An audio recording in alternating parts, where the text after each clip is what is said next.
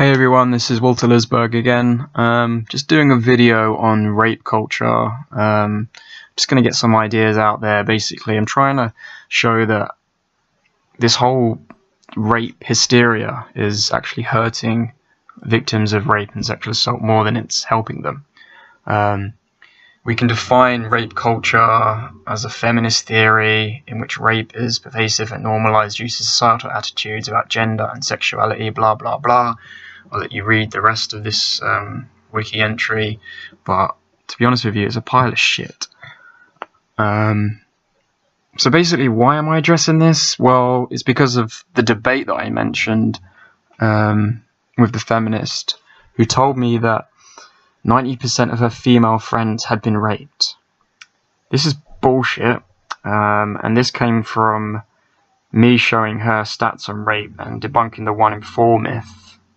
And she was trying to explain to me that most women wouldn't come to me to tell me that they've been raped because they wouldn't feel comfortable doing that. Now, the one person I do know that has been raped did come to me, and I had to implore them to go and report it and seek help. And I myself have actually been a victim of sexual assault and an attempted roofying in a gay bar. Yet I still don't see rape everywhere or believe it is as prevalent as neo-feminists are claiming. One of these claims that these instances of rape are not being reported.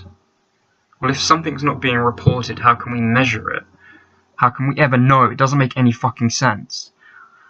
I get that some might not report it due to stigma, but to make a claim so high when you have no idea does nothing but perpetuate fear, create more doubt socially, thus actually making it harder for these true victims to come forward. You're actually making the problem worse with this. Another problem with rape culture is the goalposts seem to be moved constantly. If a woman gets drunk and you just sleep with her and she regrets it, she's now being convinced that she was raped by these rape culture activists. College campuses have become a hotbed for these hysteria-creating psychos.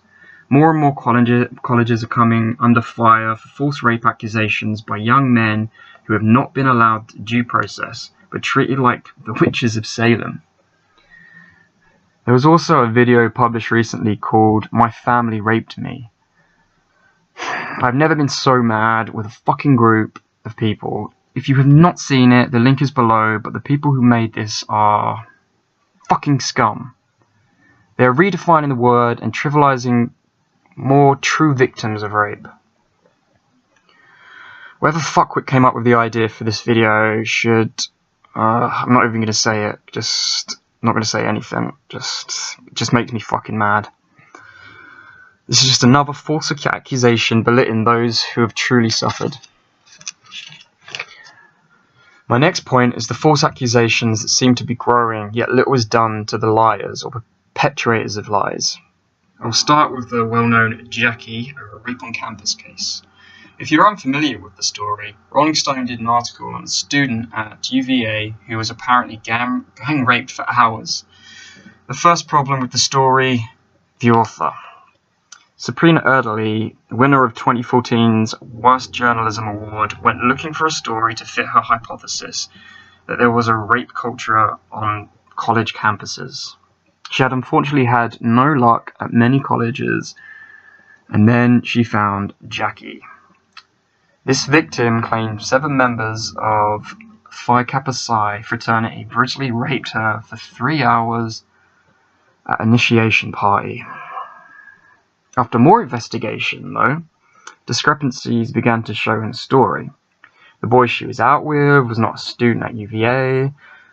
There were no new initiates being taken in at the time of the alleged rape. There was no party at the time of the alleged rape. The story of her being bruised and bloody didn't fit what her housemates told interviewers. She claimed her housemates were cold and callous towards her and not to go to the police, yet they claim otherwise, and that she was more reluctant to actually go to the police.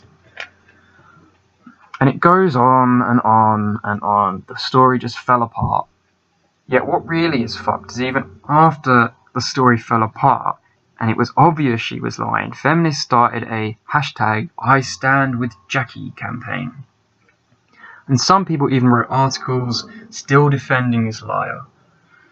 But this isn't the only case. Before this, there was the Duke lacrosse team, expulsion of a Brown University student, and more recent is the case of Paul Nungessa, totally ruined that name, Nungessa, a Columbia student who has proven his innocence through the messages sent between him and his lying accuser, Emma Sokovich. Nungessa was practically shamed by the university by letting Sokovich carry a mattress around as a protest of him being allowed to stay on campus, and he eventually became a pariah and was disowned by friends and other classmates. Meanwhile, Sokovich won awards and was invited to the State of the Union address by Senator Kirsten Gillibrand. Since then, though, Nungessa has been acquitted of all charges and is still kind of trying to clear his name through the media.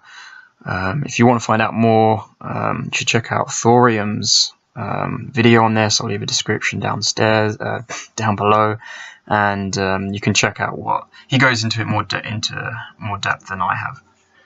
But this whole rape hysteria is just doing more damage than help. It's making people more cynical of rape claims, and just not believing people as much, I believe.